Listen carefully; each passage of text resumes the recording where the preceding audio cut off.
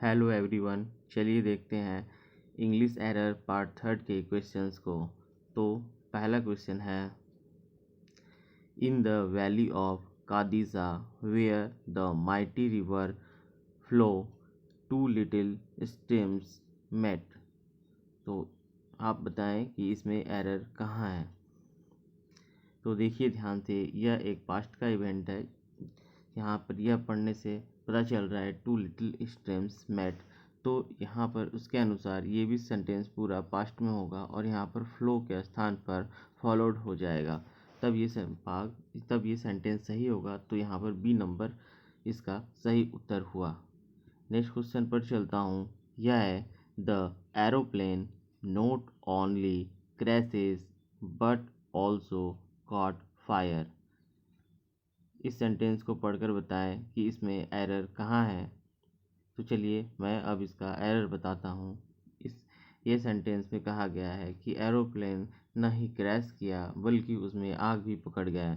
तो यहाँ पर ये जो है ऑल्सो कॉट फायर, इससे पता चल रहा है यह एक पास्ट का इवेंट है। तो यहाँ पर जो क्रैशेस का यूज किया गया है वो गलत है, यहाँ पर होना चाहिए क्रैश्ड। तो इस क्रैशेस की जगह पर क्रैश्ड आप लिखेंगे तो यह सही हो जाएगा।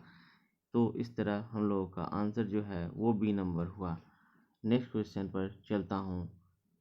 दे 30 number, they not only came late but also go away early. तो यहाँ पर ध्यान दें कि गलत क्या है।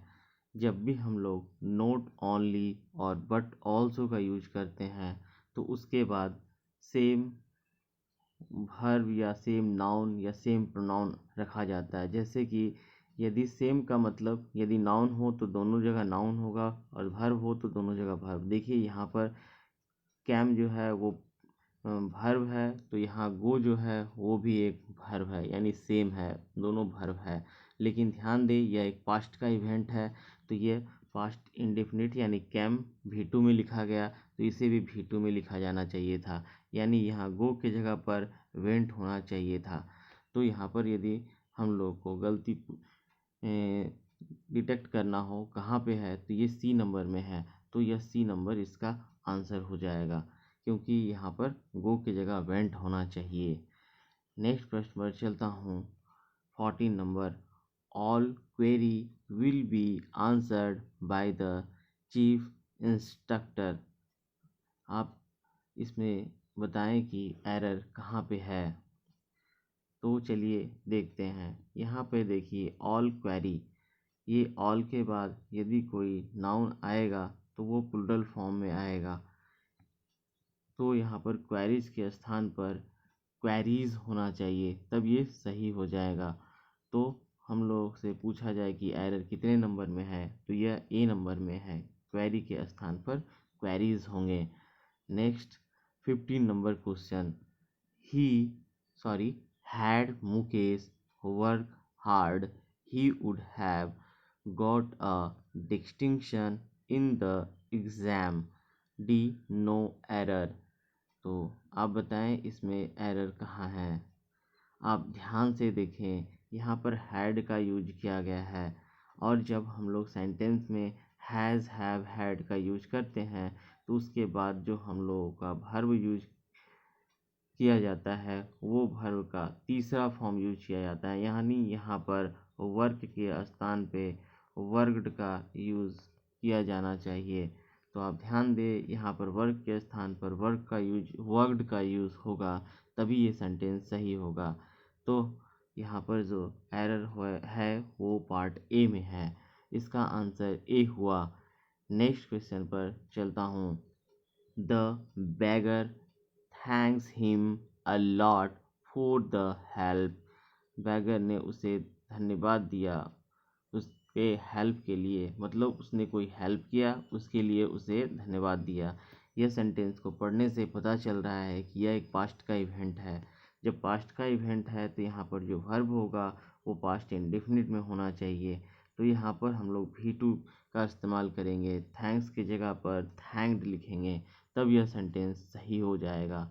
इस तरह से इसका जो सही आंसर होगा वो ए होगा। चलता हूँ नेक्स्ट क्वेश्चन पर। 17 number, the little girl was playing with her brother over the lawn. आप बताएं कि इस सेंटेंस में एरर कितने नंबर पे है। तो मैं बताता हूँ, यहाँ पर ओवर ऊपर के सेंस में यूज हो रहा है, जबकि वह लॉन में खेल रहा है। तो यहाँ पर ओवर के जगह पर ऑन होना चाहिए, तब ये सेंटेंस सही हो जाएगा। ये कितने नंबर पार्ट में है, तो देखिए यह सी नंबर है, यानी आपका आंसर सी हुआ। फिर चलता हूँ 18 नंबर क्वेश्चन पे। World east India has a beautiful places to visit. ध्यान दे, इस सेंटेंस में ये जो पार्ट है अ ब्यूटीफुल प्लेसेस, एक तरह से आप सिंगुलर इसे सिंगुलर भी बोल रहे हैं और दूसरी तरफ से इसे आप प्लूरल भी बोल रहे हैं, जो संभव नहीं है। एक ही चीज़ दो दो तरह से नहीं हो सकता, या तो वह सिंगुलर होगा या तो प्लूरल। तो इस सेंटेंस को सही करने के लिए हम लोग ए को काट देंगे, क्योंकि प्लेसेस तो बहुत सारे होंगे ईस्ट इंडिया में। तो यहाँ पर ब्यूटीफुल प्लेसेस सही हो जाएगा और इस तरह से बी खंड आंसर हो जाएगा हम लोगों का। नेक्स्ट क्वेश्चन पर चलता हूँ। नेक्स्ट क्वेश्चन है 19 number, there were no furniture in the flat except for a couple of beds. ध्यान दे, यहाँ पे इस सेंटेंस में एरर क्या है। तो यहाँ पर लिख रहा है नो फर्नीचर। पहले मैं एक बात बता दूँ कि जब भी देयर के बाद कोई हेल्पिंग वर्ब यूज किया जाता है, तो वह हेल्पिंग वर्ब उसके बाद यूज होने वाले नाउन प्रोनाउन पर डिपेंड करता है। तो यहाँ पर नो फर्नीचर को देखें, नो फर्नीचर ये प्लूरल कभी हो सकता है कभी नहीं। जब फर्नीचर ही नहीं है तो प्लूरल कैसे हो सकता है। तो यहाँ पर वर का प्रयोग तो बिल्कुल गलत है, हम लोग यहाँ पर वर का प्रयोग नहीं कर सकते हैं। यहाँ पर हम लोगों को वॉज का यूज़ करना चाहिए, तब ये सेंटेंस सही हो जाता।